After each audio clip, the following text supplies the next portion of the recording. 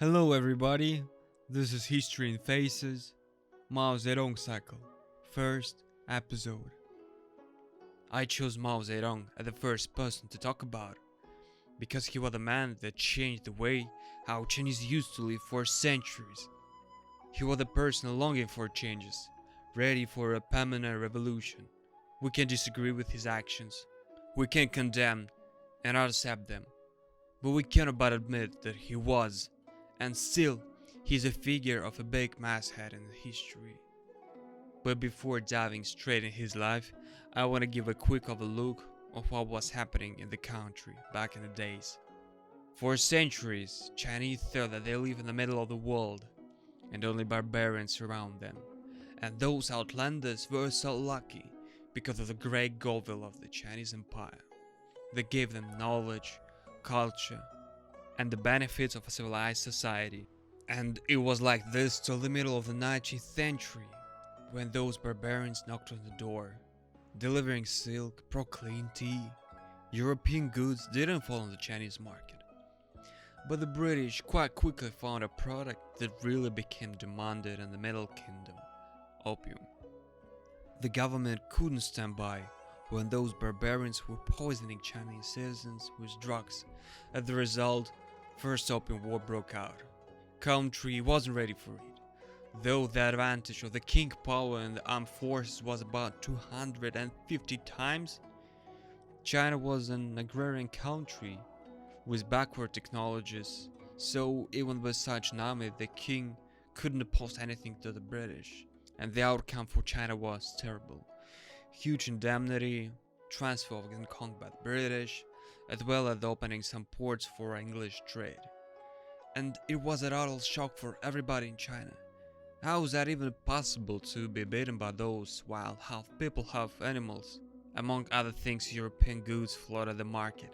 Chinese manufacturers went bankrupt. Meanwhile, the population of China continued to grow. The number of poor, rich, sick, and hungry was growing incredibly fast.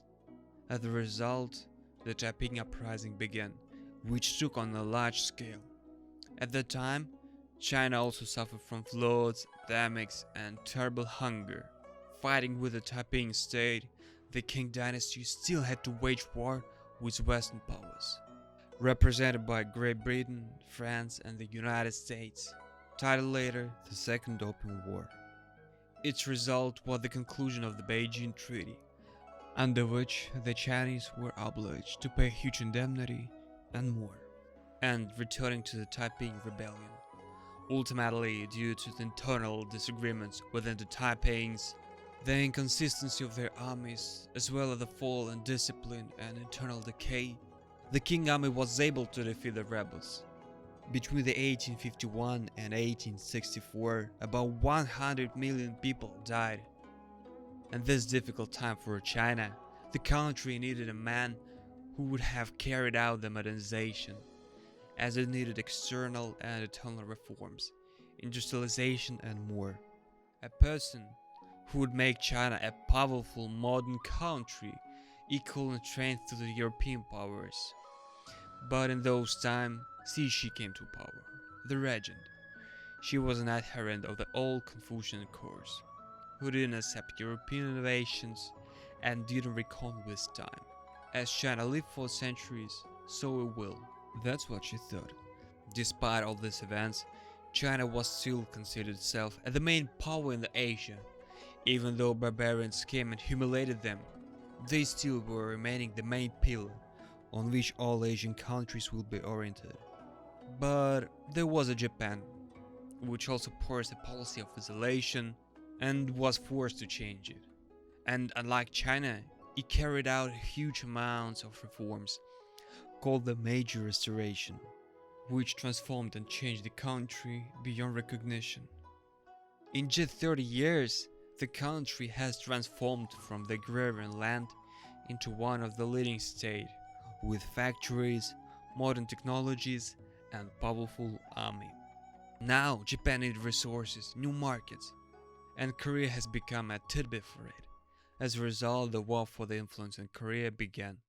The armed forces of China were inferior to the Japanese in all respects, The weakness of the central state power, theft of the officials, and internal problems in the state didn't allow opposing anything to the neighbor.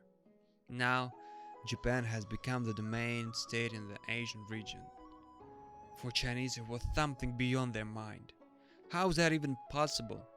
The country that accepted their culture, language, took and defeated them. China couldn't bear such humiliation. It was a colossal blow to the country's prestige. The Qing dynasty was steadily moving toward its collapse. But when the empire was at its last gasp, a man was found who tried to carry out reforms aimed at modernizing the country. They went down in history as the 100 Days of Reforms. Emperor Guangzhou united the people around him who were up for that, tried to bring to life their ideas. But as soon as Cixi found out about this, the whole program was stopped. The conservative wing prevailed. Immediately after that, arrests and execution of the reform supporters began. Many people believed that all misfortunes that fell to the lot of China happened only through the fault of Europeans. Those barbarians were actively building railways, telegraphs, and other infrastructure.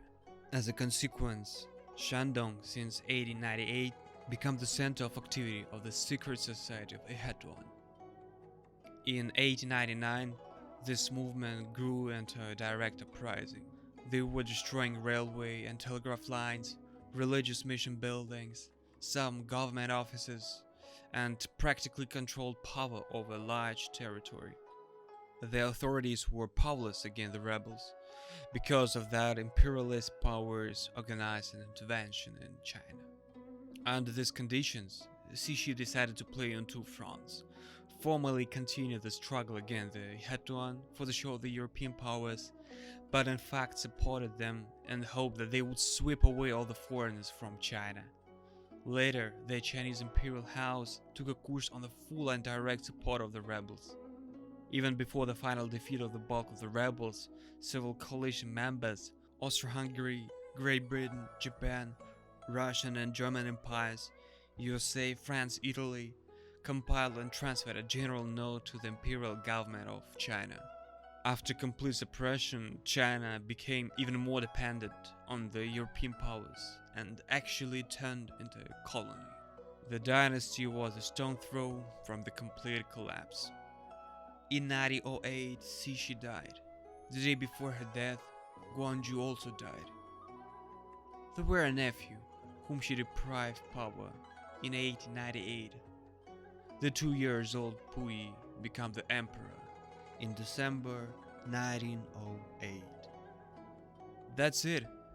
I hope that you liked this episode, so stay tuned, please subscribe, like, and see you later. Bye.